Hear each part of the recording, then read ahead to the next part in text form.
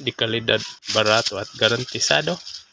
San ka pa? Sa kulin na tayo. Sa kulin, napakadaling asimbulin at napakadaling i-operate. Tanggalin mo lang itong lahat ng mga screw. Saka natin ikabit yung kanyang cover pipe. Ito yung cover pipe natin. Ibalik natin yung pinaka stand pipe.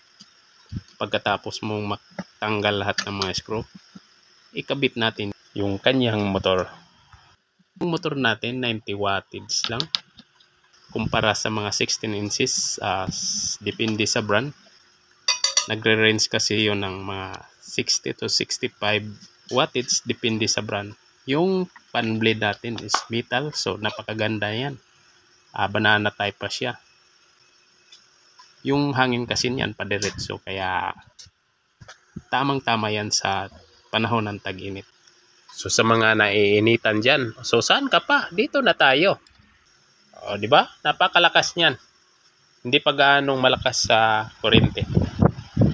Kung gagamit ka ng maliliit, so halos magkaparehas lang. So dito na tayo mga idol.